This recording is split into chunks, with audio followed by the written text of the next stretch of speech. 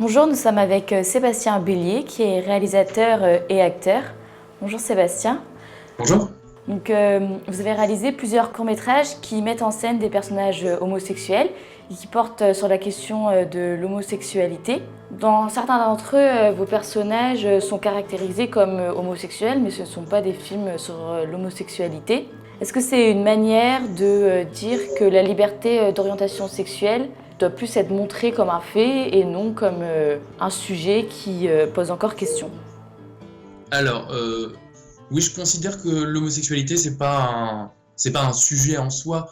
Il n'y a pas des films homosexuels et des films hétérosexuels. On va pas avoir un film sur l'hétérosexualité, alors pourquoi un film sur l'homosexualité? Enfin, je vois pas pourquoi certains personnages dans des histoires seraient plus hétéros que d'autres. Alors oui, je mets en scène des histoires avec des personnages homosexuels qui auraient très bien pu être hétérosexuels, seulement voilà, ils sont homos, ça n'a pas d'importance forcément toujours sur l'histoire, mais voilà, c'est important qu'il y ait cette représentation-là. Est-ce que vous avez noté une évolution dans la présence des personnages homosexuels dans les œuvres de fiction? Et de quelle façon? Oui, oui et non, je pense que depuis 15-20 ans, il y a de plus en plus de personnages homosexuels dans la fiction, mais ça reste souvent des personnages secondaires. Dans les comédies, on retrouve souvent le personnage homo avec tous les clichés. On en voit de plus en plus, mais ça reste assez mineur et toujours dans les mêmes registres, dans les mêmes domaines.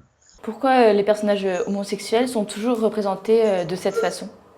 Parce que peut-être que c'est ce que la majorité du public est habitué à voir et que voilà, ils restent dans ils montrent ce qu'ils veulent montrer et ce qu'ils sont habitués à montrer et surtout un, un film ou une série avec un personnage principal homosexuel où enfin, des thématiques homosexuelles ne seraient pas au centre de l'histoire, je pense que ça leur fermerait la porte pour une certaine frange du public, et je pense que c'est surtout ça, c'est juste que ça leur rapporte plus de sous si le personnage principal est hétérosexuel, comme ça les homophobes aussi, ils aimeront le film, quoi. Et du coup, dans Le poids des mots, le film que vous avez réalisé en 2013 avec les élèves du lycée et du collège de Jean-Marie Lebris à Douarnenez, vous avez abordé la question de l'homosexualité chez les jeunes et des conséquences dramatiques que ça peut engendrer. Du coup, comment est né ce projet, comment il s'est déroulé et quelles étaient les réactions des élèves?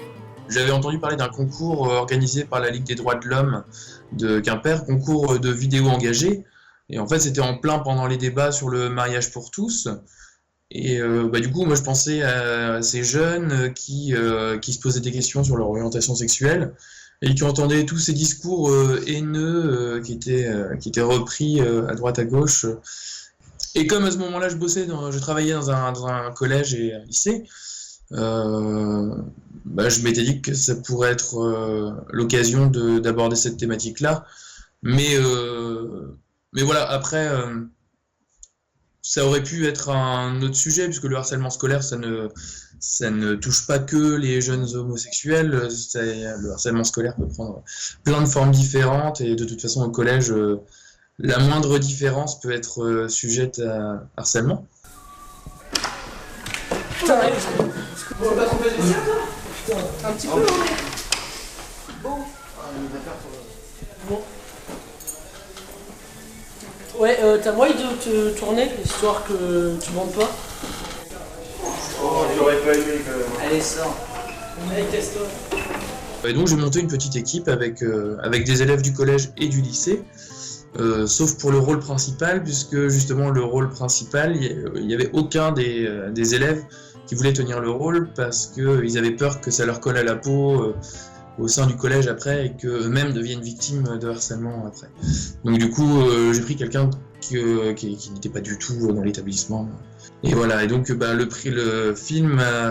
tournage est très bien passé, le film a ensuite gagné à ce concours le prix du jury et le prix du public, donc on était très contents, les gens pleuraient dans la salle, c'était chouette. Dans ce film, on suit l'histoire d'un jeune qui est poussé au suicide. Est-ce que c'est une réalité? Oui, Oui, oui. Et pas que chez les homosexuels. Le harcèlement scolaire pousse malheureusement très souvent au suicide. Et il y a une grande campagne justement en ce moment qui a été lancée par le ministère de l'Éducation nationale sur le harcèlement scolaire, à travers les réseaux sociaux notamment.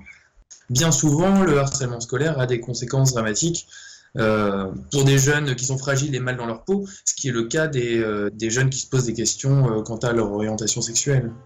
Dans Tarlouse, vous racontez l'histoire d'une mère qui veut comprendre l'homosexualité de son fils. Elle le fait un peu maladroitement, mais elle a la bonne volonté.